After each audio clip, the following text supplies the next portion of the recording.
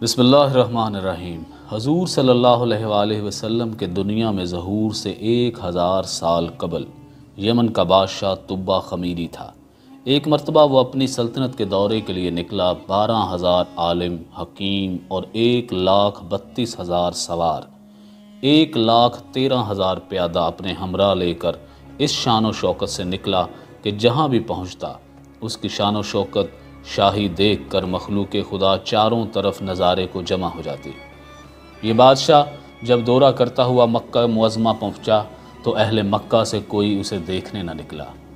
بادشاہ حیران ہوا اور اپنے وزیر اعظم سے اس کی وجہ پوچھی تو اس نے تحقیق کے بعد بتلایا کہ اس شہر میں ایک گھر ہے جسے بیت اللہ کہتے ہیں، اس کی اور اس کے خادموں کی جو یہاں کے باشندے ہیں تمام لوگ بے حد تعظیم کرتے ہیں، اور جتنا آپ کا لشکر ہے اس سے کہیں زیادہ دور اور نزدیک کے لوگ اس گھر کی زیارت کو آتے ہیں اور یہاں کے باشندوں کی خدمت کر کے چلے جاتے ہیں۔ پھر آپ کا لشکر ان کے خیال میں کیوں کر آئے؟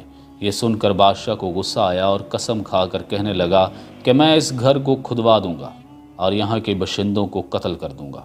یہ کہنا تھا کہ بادشاہ کے ناک، منہ اور آنکھوں سے خون بہنا شروع ہو گیا اور ایسا بدبودار مادہ بہنے لگا کہ اس کے پاس کسی کو بیٹھنے کی بھی ہمت نہ رہی۔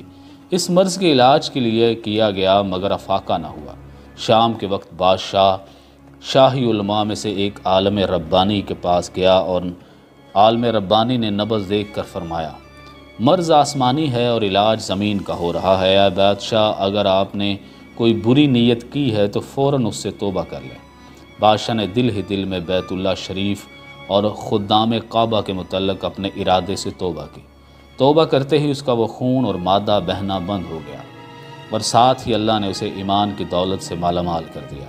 پھر صحت کی خوشی میں اس نے بیت اللہ شریف کو ریشمی غلاف چڑھایا اور شہر کے ہر باشندے کو 7 اشرفی اور 7 ریشمی جوڑے نظر کیے۔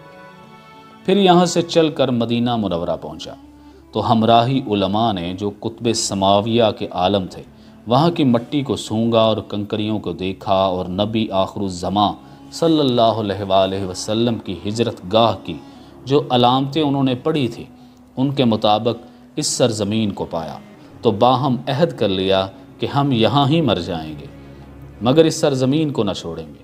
اگر ہماری قسمت نے یاوری کی تو کبھی نہ کبھی جب نبی کریم صلی اللہ علیہ وآلہ وسلم تشریف لائیں گے تو ہمیں بھی زیارت کا شرف حاصل ہو جائے گا، ورنہ ہماری قبروں پر تو ضرور کبھی نہ کبھی ان کی جوتیوں کی خاک اڑ کر پڑ ہی جائے گی جو ہماری نجات کے لیے کافی ہے۔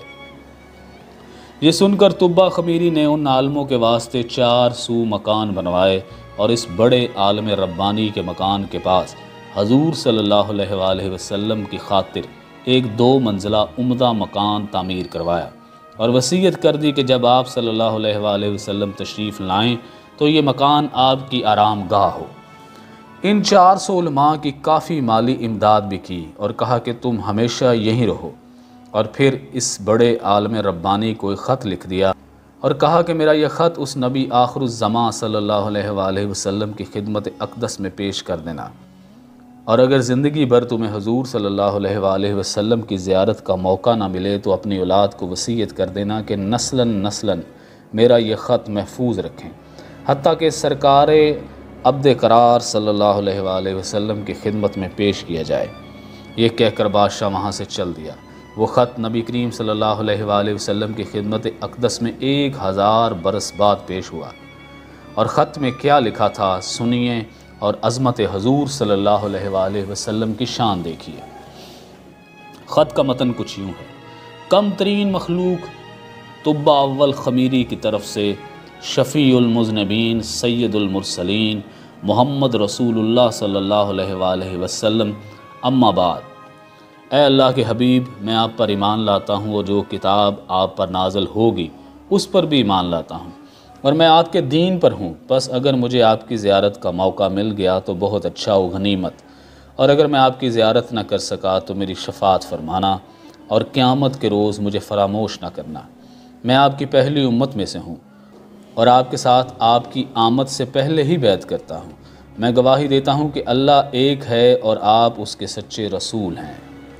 شاہ یمن کا یہ خط نسلاً بنسلاً ان 400 علماء کے اندر ہرز جاں کی حیثیت سے محفوظ چلایا، یہاں تک کہ 1000 سال کا عرصہ گزر گیا۔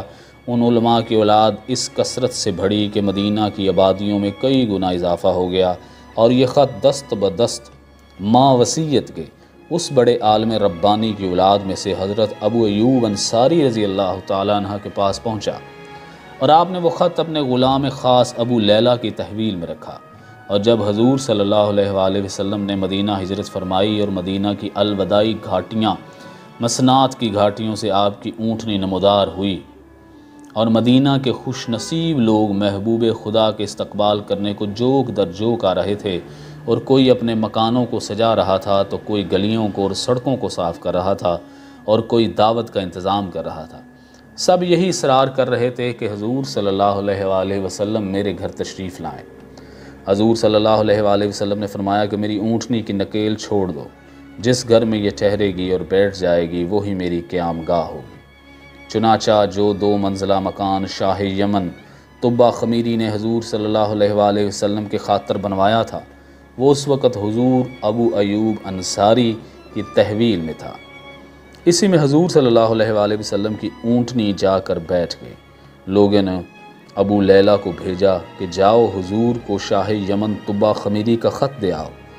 جب ابو لیلہ حاضر ہوا تو حضور صلی اللہ علیہ وآلہ وسلم نے اسے دیکھتے ہی فرمایا کہ تو ابو لیلہ ہے؟ یہ سن کر ابو لیلہ حیران ہو گیا۔ حضور نے فرمایا میں محمد رسول اللہ ہوں، شاہ یمن کا جو خط تمہارے پاس ہے لاؤ، وہ مجھے دو۔ ابو لیلہ نے وہ خط دیا۔ حضور نے پڑھ کر فرمایا سالے بھائی طبہ خمیری کو آفرین و شاباش ہے۔ بحوالہ کتب میزان الادیان، کتاب المستظفر، حجت اللہ علی العالمین، تاریخ ابن عساکر۔